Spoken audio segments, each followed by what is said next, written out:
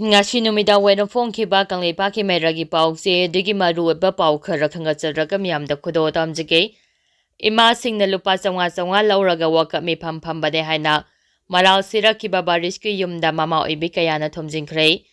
thamoi singna ima leba ki dama ahing nungthil khaidina ahing kaya lambi sarokta yerektuna lairiba ima ibel singna iramda Manipur asi ka beyaru haidina lairiba talak asida social media da ima ibel sing usittadana lupa chawanga lauraga protest tawbani haina hanagi BJYM gi president oiramba Monahar mayum Barish haramana mahaki Facebook account thagalakiba adubu yaningde haina kumbi kendra maira pabi samurai rakpam changitana phongdorakle wafam asinga si wangkhai ningthem proki mapalge then one water supply lerakta leiba Barish ke mayumda kumbi kendra maira pabi singna mahaki Facebook post adubu yaningde phongdoktuna thomjilakpada saruk yakhibi sangitana phongdorakpane Miyam thomjilapa aduga mari lenina sangitana makhatana hai tholiba lal asina maram oidina tumba saba khangdana ahing yadektuna thodang kaya lauriba imasing asida lupa songa lauraga waka mi phamphami haina maral sirakliba ase yamna laibak thibani loidina mama oibi singna thamoi yamna sokningai oi haike mahana makhatana hai Manipur bo thamoi sengna nungsiba oirabadi adugumba wahi wata adu haifam thokte mahangna ta sengna yamna ngamba oirabadi lanjinaduna lairiba sing asi mayumda hanjin hanbiyu Manipur kannaba honabada angamba thodang lauriba ima ibel singbu paisana laiduna chapagi maungda ngangliba adu soikre hadina singdokadavani haina su phongdoki makhatarapa pauda MP Sanajaoba Manipur governor ga unakhre Rajya Sabha gi MP Sanajaoba laisemba ngasi Raj Bhabanda chattuna Manipur governor Ajay Kumar Balag unaduna wari sanakre Hiram asiga mari lenina ngasi MP Sanajaoba laisembagi social media account amada thagalakpa post amada Manipur gi hauji oirakliba law and order gi matangda governor ga khanna nainakre ngasi Raj Bhabanda governor unakhiba aduda MP Sanajaoba laisembagi loinabi anamika su saruk yakhi loinina Manipur da thokliba sahi ani suraklaba iranga silochinnaba amadi athubada mahausagi punsida hanjilaknaba kari karamba thabak thoram paikhatpa yabagi haibagi matangda kumna khanaki haire makhatarapa pauda Miyambu mainungda langsinduna lenga ama athuba matamda semo Ngamdrabadi matik chadraba mihut warakpa aikhoi punamaki thodangni khoiramban kaithel imasing lamdam asigi voter oiriba miyamna khankhiba MLA sing asina leba asibo tangdu leitana ngak senba chalaiba miyamgi punsi lanthum hauju phawa ngakpa amadi kanba ngamdaba karigino mapumphana majority phangna leriba BJP MLA sing asina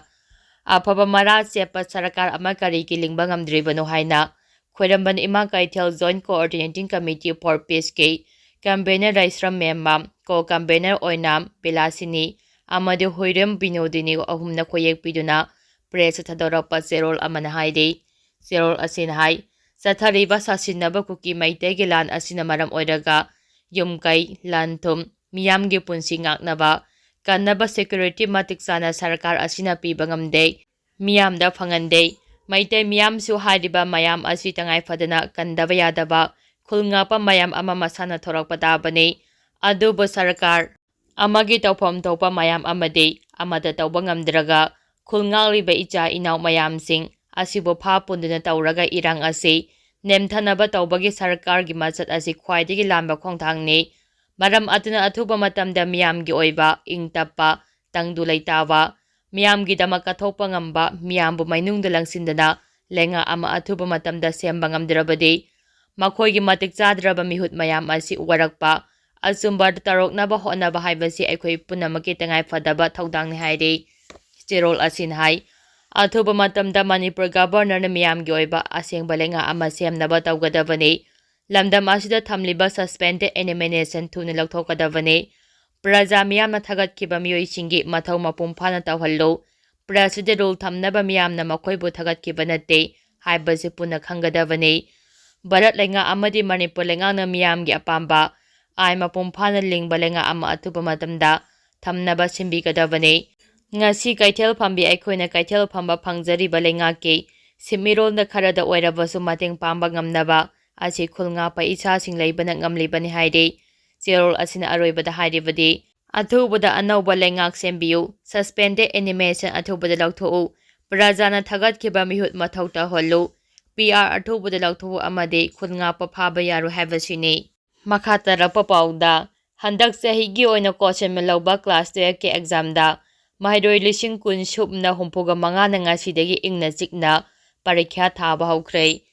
Chahi Asigo oina Council of Higher Secondary Education Manipur, Kosem Melauba Class 12 ke exam Puna Mahidoi, Lishing Kun Gamapanga Subna Humpuga Mangana, Saruk Yadana Ngasidegi Pangtopa Haukre, Apumba Mahidoi Singe Manungda, Art Stream Goina Mahidoi Lishing Tareka, Satro Kuntraganitoy, Science Stream Goina Lishing Kunga Janipanga Maudraga Humdoi Amade, Commerce Stream Goina Sangagani Fune, Exam Assisting Amasung Tampuna Center Samagataragani Parikya Pangtogli, Masigi Manungda Sing the Exam Center Kuntraganipan Amade, Tamda Center Humdraga Marine, Ngasidegi Hona Pangtoliba Kosemelauba Exam Asida, Council Ge Member Ahum Nasaba, Prying is what Nifugonipana Center Sing Asida Satuna, Ingna Singna Parikya Pangtokna Badanatana Pambay Sijinatana Bayang Sili,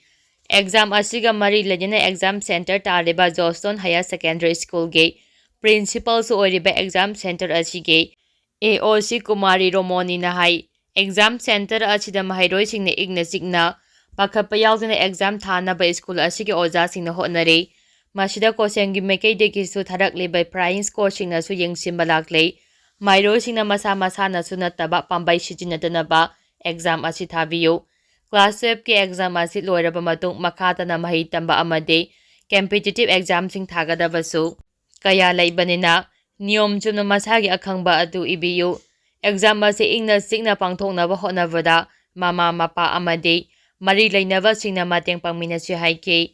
Manipur tampaki oina exam center singna satuna paulo rupa matamda, ingna signa mahiroi singna exam thaba thengnarake. Exam Center Singi Akoibada Security Personnel Sing Nangak Sinduna, Akoibadagi Lakpa Mama Mapa Sing Lehen K, Ngasi Ahamba Numita MIL Subject OK, Exam Loiba Pauba Matamda Pamdaba Todok Topagi, Paulakpa Latre. Makata Rapo Nakanga Pau Digi Maru Eba Pau Karakangatsaraka Miam the Kudo Tamjake, Cookies in a daily Yauna Lili Sanaba Tarang Liver say, India Lengang Ayava Piraga Silibra, Maira Pai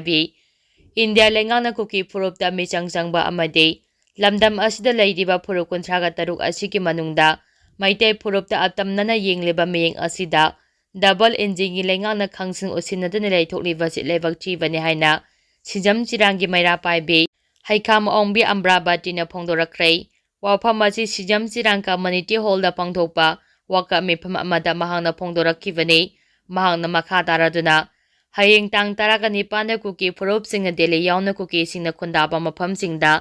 Lili Sanaba Tarang Toriba se India Lengang Ayaba Piraga, Silibra Haina Mahang na Hankibaga Lonina, BJP MLA Paruyar Hokim na cookie da Chief Minister Habravasu,